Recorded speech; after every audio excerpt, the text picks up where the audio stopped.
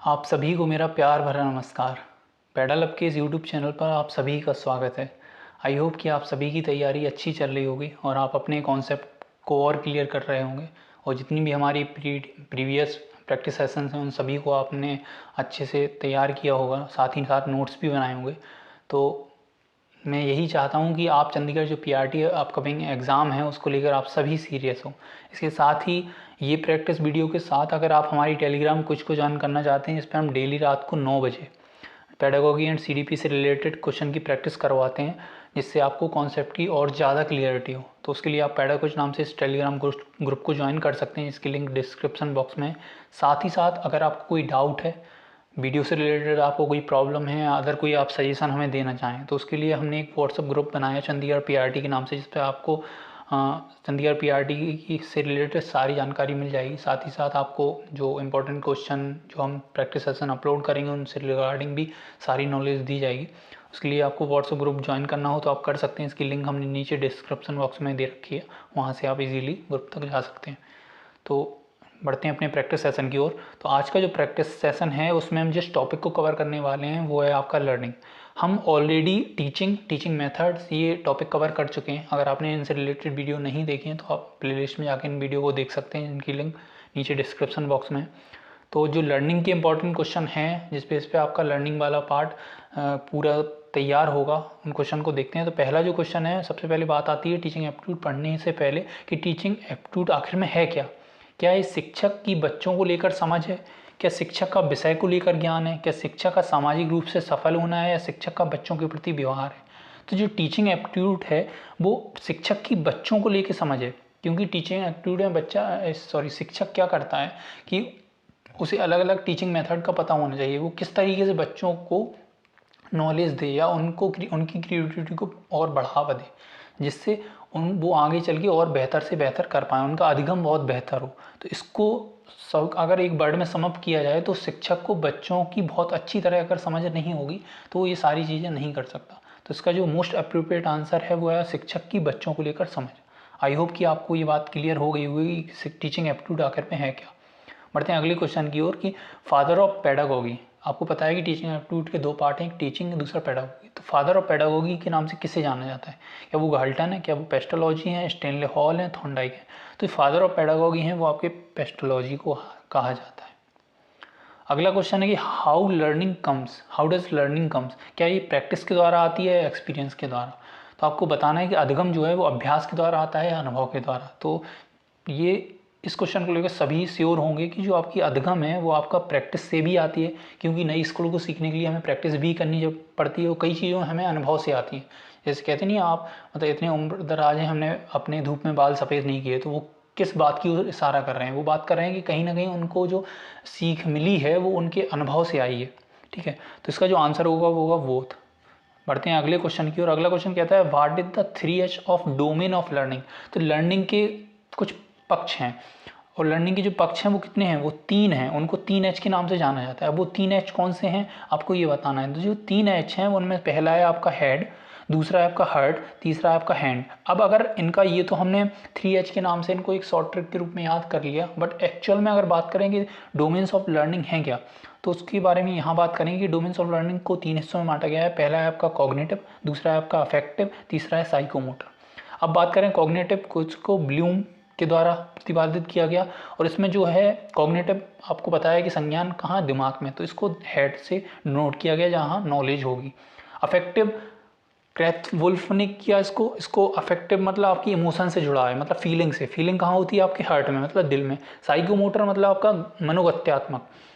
ठीक है, तो ये हैरो और सिम्पसन एंड डेव ने दिया है, तो ये एक्शन से रिलेटेड है, और एक्शन हम अपने हाथों से करते हैं, तो ये हैंड हो गया, तो इनको 3H कहा जाता है। आई होप की एक्स्ट्रा नॉलेज जो दी जा रही है वो आप अपनी नोटबुक में नोट भी करते जा रहे होंगे। बढ़ते हैं अगले क्वेश्चन की ओर कि which of the following is related to affective domain. अभी आपने 3 डोमेन के बारे में पढ़ा है लर्निंग के, तो आपको बताना है कौन सा इनमें अफेक्टिव डोमेन से रिलेटेड है। यहाँ मैं आपको बता दूंगा कि कौन सा, तीनों आपकी क्लियरिटी अभी हो जाएगी। देखना, अफेक्टिव डोमेन की अगर बात करी है तो अभी बताया था अफेक्टिव डोमेन आपका इमोशन से रिलेटेड है। तो यहाँ अगर इमोशन को ढूंढा जाए तो colour used in painting uplift my spirit, मतलब जो कलर पेंटिंग में यूज करेगा, कहते नहीं तड़कीले कलर भड़कीले कलर मुझे बहुत पसंद, किसी को रेड पसंद है, किसी को ब्लू, किसी को नेवी ब्लू, है ना, तो वो उसकी इमोशन पे डिपेंड है। तो यहाँ अफेक्टिव डोमेन वाला पार्ट ये हो जाता है। अगर बात करें कैन ड्रॉ, तो ड्रॉ किससे करेंगे आप, हैंड से, है ना, तो हैंड से आप ड्रॉ करेंगे तो हैंड आपका क्या है, साइको मोटर वाला पार्ट आ जाता है। अगर बात करें I can tell you about the primary colour, तो ये आपकी नॉलेज को दर्शाता है, तो ये आपका कॉग्निटिव वाला आ गया। तो एक एग्जाम्पल से आपको तीनों चीज़ें आई होप कि क्लियर हो गई होंगी। बढ़ते हैं अगले क्वेश्चन की ओर कि ब्लूम टैक्सोनॉमी किससे संबंधित है। ऐसा हो नहीं सकता कि आप अधिगम के बारे में पढ़ें और ब्लूम टैक्सोनॉमी को भूल जाएं।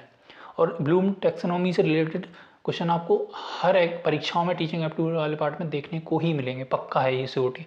तो आपको ये बताना है कि ब्लूम टैक्सोनॉमी किससे संबंधित है, अधिगम के उद्देश्यों को लेकर है, अधिगम के सिद्धांतों को लेकर है, अधिगम के प्रतिफलों को लेकर है, अधिगम के कारकों, मतलब ऑब्जेक्ट को लेकर है, प्रिंसिपल को लेकर है, या लर्निंग आउटकम्स को लेकर है, या कारकों को लेकर है। तो यहाँ मैं बता दूँ जो ब्लूम टैक्सोनॉमी है वो आपकी प्रतिफलों को लेकर है। क्यों? अब आपको पता है कि टीचर क्लास में जाने से पूर्व अपना लेसन प्लान बनाता है, तो उसमें एक होता है ऑब्जेक्टिव, एक होता है स्पेसिफिक ऑब्जेक्टिव, मतलब विशिष्ट उद्देश्य। तो 40 मिनट में टीचर ये देखता है कि एट द एंड बच्चे ने क्या सीखा, है ना। तो जो 40 मिनट में उसने पढ़ाया है, अंत में वो जो अपने लेसन प्लान में लिखता है कि आज मैंने बच्चों को ये सिखाया, या मेरे द्वारा जो पढ़ाया गया है उससे बच्चों ने ये सीखा। तो वो जो नोट कर रहा है वो चीज़ आपकी प्रतिफल, मतलब लर्निंग ऑब्जेक्ट को दिखा रहा है। तो ब्लूम टैक्सोनॉमी भी इसी से संबंधित है। आई होप आपको ये चीज़ क्लियर हो गई होगी। पढ़ते हैं अगले क्वेश्चन की। ब्लूम ने अपने संज्ञानात्मक क्षेत्र में सबसे उच्च माना है। तो आपने ब्लूम टैक्सोनॉमी का एक ट्रायंगल पढ़ा होगा, अभी हम उसको भी एक्सप्लेन करेंगे। तो इससे पहले इस क्वेश्चन को देखते हैं कि ब्लूम टैक्सोनॉमी में संज्ञानात्मक क्षेत्र में सबसे उच्च किसको माना गया है, कि एनालिसिस है, सिंथेसिस है, एवोल्यूशन है, एप्लीकेशन है। तो इसको जो सबसे उच्च स्थान पर रखा गया है वो ब्लूम ने एवोल्यूशन को रखा है, मतलब मूल्यांकन को। अब इसको ज़रा एक्सप्लेन कर लेते हैं। ये आपका ब्लूम टैक्सोनॉमी का ट्रायंगल है, इस पर सबसे नीचे है नॉलेज, ज्ञान, फिर आपका कंप्रीहेंशन बोध आता है, एप्लीकेशन अनुप्रयोग आता है, एनालिसिस विश्लेषण, सिंथेसिस संश्लेषण, और एवोल्यूशन मतलब मूल्यांकन। तो ये था ब्लूम टैक्सोनॉमी ट्रायंगल। ये ओल्ड ब्लूम टैक्सोनॉमी ट्रायंगल है। नया वाला किसने दिया है, इसको जानने के लिए पहले हम एक क्वेश्चन करते हैं कि ब्लूम टैक्सोनॉमी को आगे चलकर किसने बदलाव किया, मतलब ब्लूम टैक्सोनॉमी में किसने बदलाव किया है। क्या ब्लूम थे स्वयं, डेप थे, एंडरसन थे, या सिम्पसन थे। तो ब्लूम टैक्सोनॉमी में जो बदलाव किया गया वो एंडरसन के द्वारा किया गया। अब एंडरसन कौन थे, तो ये ब्लूम के शिष्य थे। इन्होंने 2001 में ब्लूम का जो ट्रायंगल है वो रिवाइज़ किया, और रिवाइज़ करने में इन्होंने क्या चीज़ को ऐड किया, तो अपन देखते हैं कि इनने जो ऐड किया है वो यहाँ रिमेंबरिंग, मतलब इनने कहीं ना कहीं नाउन को वर्ब में चेंज कर दिया। वहाँ आपने नॉलेज पढ़ा था, नॉलेज का रिलेशन है क्या, रिमेंबरिंग से, अंडरस्टैंडिंग से, अप्लाइंग से, एनालाइजिंग से। तो ये जो लास्ट के दो आपको दिख रहे हैं ये इनने आपस में इंटरचेंज कर दिए। वहाँ था सिंथेसिस के बाद एवोल्यूशन, तो इन्होंने सिंथेसिस की जगह पे एवोल्यूशन वाला पार्ट रख दिया है, और उसमें बाद क्रिएट, क्योंकि इसने ये सोचा है कि आप पहले मूल्यांकन करेंगे, और मूल्यांकन के बाद आपको अगर कमी दिखती है, जैसे कोई प्रोडक्ट कंपनी क्या करती है, लॉन्च करने के बाद उसका फीडबैक मांगती है ना। तो फीडबैक मिलने के बाद उसे पता चलता है कि एक्चुअल में उसके प्रोडक्ट में क्या क्या कमियां हैं। उन कमियों को देखने के बाद वो बाद में आखिरी प्रोडक्ट जो लॉन्च करती है वो सारी कमियों को हटा के लॉन्च किया जाता है, तो उसका परफेक्ट प्रोडक्ट होता है। तो इसे क्रिएटिंग में अंत में पायदान में डाल दिया। तो ये किसके द्वारा लाई गई थी, एंडरसन के द्वारा लाई गई थी। आई होप कि आपको ओल्ड एंड न्यू दोनों ब्लूम टैक्सोनॉमी के ट्रायंगल क्लियर हो गए होंगे। बढ़ते हैं अगले क्वेश्चन की ओर। Learning refers to change in, जो अधिगम है वो किस में परिवर्तन लाता है, क्या स्किल में, क्या ग्रोथ में, बिहेवियर में, या डेवलपमेंट में। तो जो लर्निंग है या जो अधिगम है वो आपके व्यवहार में परिवर्तन है, ये आपको ध्यान रखना है। अगला क्वेश्चन है कि affective domain of learning divided into how many parts, मतलब जो अफेक्टिव डोमेन, अभी आपने 3 डोमेन पढ़े थे एक उसके अधिगम के, उसमें से जो अफेक्टिव डोमेन है उसके कितने पार्ट में डिवाइड किया गया, 2 में, 5 में, 7 में, या 9 में।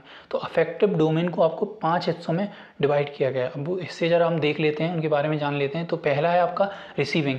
इसका मतलब है कि जब बच्चा टीचर द्वारा, मान लो इफेक्टिव में अपना क्या था, इमोशन था, तो टीचर अगर बच्चे को इमोशनल कोई स्टोरी सुना रहा है तो बच्चे क्या करेंगे, एक्टिव होकर उसके इमोशनल स्टोरी को सुनेंगे, ठीक है। उसके बाद जो दूसरा पार्ट है रिस्पॉन्डिंग।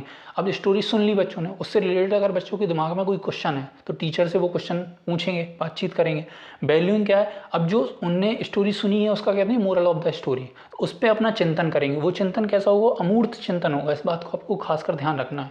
और ऑर्गेनाइजिंग, जब बच्चा अपनी भावनाओं को दूसरे, मतलब अपना उनने एक मोरल डेवलप कर लिया, बट ऐसा नहीं है कि वो अपने में ही सेंटर्ड है, मतलब सेल्फ ईगो सेंटर्ड है, ऐसा नहीं है, वो दूसरों के भी पक्ष को सुनने के लिए तैयार हैं। तो ये आपका ऑर्गेनाइजेशन आ गया। करेक्टराइजेशन मतलब अब जो मोरल उन्होंने सीखा है उसको उन्होंने अपने व्यक्तित्व में धारण कर लिया, ये उनका करेक्टर बन गया, मतलब उनका चरित्र निर्माण होने लगा यहाँ से। आई होप कि अफेक्टिव डोमेन की ये चारों पांचों पार्ट आपको समझ में आ गए होंगे। बढ़ते हैं अगले क्वेश्चन की ओर। ये अगला क्वेश्चन है, अफेक्टिव डोमेन्स के किस भाग में बच्चे में अमूर्त सोच विकसित हो जाती है। तो अभी आपने पढ़ा है कि जो अमूर्त सोच है, एक मिनट, जो अमूर्त सोच है वो बच्चे की किस में, वैल्यूइंग वाले पार्ट में, क्योंकि यहाँ एक मोरल ऑफ द स्टोरी जानने के बाद बच्चा उस पर चिंतन करता है। वो चिंतन कैसा होगा, वो चिंतन अमूर्त चिंतन होगा। बढ़ते हैं अगले क्वेश्चन की। अधिगम प्रक्रिया में क्या शामिल नहीं है, आपको बताना है कि इनमें से कौन सी चीज़ जो है वो अधिगम में शामिल नहीं मानी जाती। आवश्यकता, तत्परता, लक्ष्य निर्धारण या कोई नहीं। तो आई होप कि आप वीडियो एक दो सेकंड के लिए पॉज करके खुद का आंसर देंगे। तो मैं आपको बता दूं कि अधिगम प्रक्रिया में इसका जो आंसर होगा वो कोई नहीं, क्योंकि अधिगम प्रक्रिया में बच्चे की आवश्यकता भी देखी जाती है, उसकी तत्परता भी देखी जाती है, उसका लक्ष्य निर्धारण भी देखा जाता है। तो ऊपर के तीनों आपके वो हैं, अधिगम प्रक्रिया के अंग हैं, तो इनका जो आंसर हो जाता है वो कोई नहीं। बढ़ते हैं अगले क्वेश्चन की ओर कि सीखने की विशेषता में शामिल नहीं है, मतलब सीखने में कौन सी चीज़ इसमें शामिल नहीं है। सीखना सार्वभौमिक है, सीखना परिपक्वता के बाद रुक जाता है, सीखना परिवर्तन है, या सीखना अनुभवों का संगठन है। तो आपको बता, सीखना सार्वभौमिक क्यों है, क्योंकि हर कोई सीखता है, चाहे वो मनुष्य हो चाहे वो जानवर, ऐसा कोई भी नहीं है जो कुछ ना कुछ सीखता ना हो। तो सीखना सार्वभौमिक है, ये बात बिल्कुल सही है।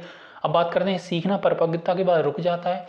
तो ऐसा नहीं है कि मोस्टली माना जाता है कि 18 साल तक लड़का लड़कियां मोस्टली परिपक्व हो जाते हैं, तो क्या उसके बाद हम लोग सीखना बंद कर देते हैं, नहीं। तो ये बात यहाँ गलत हो जाती है, यही हमारा ऑप्शन आंसर के रूप में बन के आता है। अब देखते हैं अगले ऑप्शन को कि सीखना परिवर्तन है। बिल्कुल हाँ, सीखना बिल्कुल परिवर्तन है, क्योंकि सीखने से आपके व्यवहार में परिवर्तन कंटिन्यू आता चला जाता है। ठीक है, आपको जो चीज़ अपने व्यवहार में गलत लगती है आप उसको सुधारते हैं, इसका मतलब क्या है, वो पुराने व्यवहार में परिवर्तन आ गए ही तो नया अच्छा व्यवहार सीखा आपने। अब सीखना अनुभवों का संगठन है, बिल्कुल सही है। आप जैसे उम्र गुजरती चली जाती है, हमें कई सारे एक्सपीरियंस होते जाते हैं, उनके बेस पे हम उनका एक संकलन या ऑर्गेनाइज करके हम आगे बढ़ते चले जाते हैं। वो किसका पार्ट है, वो सीखने का ही पार्ट है। तो देखते हैं अगले क्वेश्चन कहते हैं, पियाजे का क्या मानना था, बच्चे लघु वयस्क हैं। अब पियाजे का लर्निंग में क्यों, क्योंकि लर्निंग को 3 पार्ट्स में आपने देखा होगा डिवाइड किया गया है, कॉग्निटिव या कंस्ट्रक्टिव या बिहेवियरिज्म। तो इसमें पियाजे का भी अपना अधिगम को लेकर विचारधारा है। तो आपको बताना है कि पियाजे ने क्या माना है, बच्चे को लघु वयस्क माना है, बच्चों के चिंतन का प्रकार वयस्कों से भिन्न होता है, या बच्चों के चिंतन की मात्रा वयस्कों से कम होती है, या बच्चे कोरिलेट हैं। तो यहाँ एक बात आपको मिला है कोरिलेट। आई होप कि इस बात के बारे में आपको सभी को पता होगा। ये जो कोरिलेट वे वर्ड है ये आपका बिहेवियरिज्म का है, व्यवहारवादियों का है। और इसमें मेन अगर बात करें तो है जॉन लॉक की, जिन्होंने तबला रासा नाम से एक वर्ड दिया था कि बच्चे तो कोरी पटिया हैं, उनको जो हम सिखाएंगे वही वो सीखेंगे। लघु वयस्क, कभी पियाजे ने ऐसा नहीं माना है कि बच्चे जो है लघु वयस्क हैं। बच्चों के चिंतन का प्रकार वयस्कों से भिन्न है, या उनकी मात्रा वयस्कों से कम है। तो मात्रा तो कम नहीं है, बट उनका जो गुणात्मक पक्ष है वो भिन्न है। तो आपका यहाँ जो आंसर सही हो जाता है वो है ऑप्शन नंबर 2। बढ़ते हैं अगले क्वेश्चन की ओर। अगला क्वेश्चन कहता है कि पियाजे के अनुसार अधिगम होता है आयु अवस्था में सतत रूप से भाषा के साथ सामाजिक संचरण के द्वारा। तो आई होप कि आपने पियाजे का कॉन्सेप्ट बहुत अच्छे से पढ़ा होगा, समझा होगा, तो इसका आंसर आप जरूर देंगे, क्योंकि पियाजे के सिद्धांत को आयु अवस्था सिद्धांत के नाम से जाना जाता है।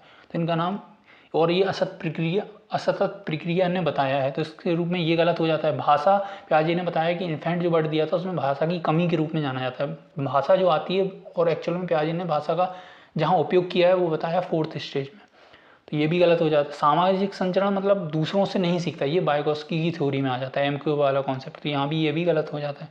तो आपका ऑप्शन नंबर 1 इज राइट। तो ये थे आपकी आज की वीडियो के बेहतरीन 15 क्वेश्चन। आई होप कि आपको ये सारे क्वेश्चन पसंद आए होंगे।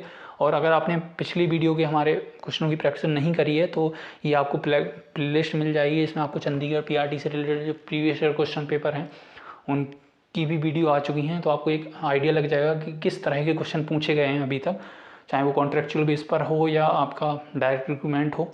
उसके बाद आपको ये जो आप वीडियो जिसमें देख रहे हैं वो प्लेलिस्ट भी आपकी बनी है चंडीगढ़ PRT के नाम से। उसमें टीचिंग एप्टीट्यूड से रिलेटेड सारे क्वेश्चन, जितने भी टॉपिक हैं उसके जितने इंपॉर्टेंट क्वेश्चन बन सकते हैं या जितने आए हैं बाकी एग्जामों में, वो सारे कवर किए जा रहे हैं। उसके साथ ही ज़्यादातर हमारे बच्चे DTS भी PRT से भी जुड़े हुए हैं, तो उसकी भी प्लेलिस्ट ऑलरेडी हमारे चैनल पर है, उसकी भी वीडियो कंटिन्यू आ रही हैं। तो आई होप इन सारी चीज़ों की आप प्रैक्टिस कर रहे होंगे। इसके साथ ही हमारे पेडागोज को भी आप ज्वाइन करें, जिस पे आपको डेली रात को 9 बजे बेहतरीन क्वेश्चन की प्रैक्टिस करने को मिलेगी। तो मुझे उम्मीद है कि ये वीडियो आपको हमारा प्रयास पसंद आया होगा, और इसी तरह हम अपना सपोर्ट देते रहेंगे। मिलते हैं अगली वीडियो में, तब तक के लिए बाय बाय, टेक केयर।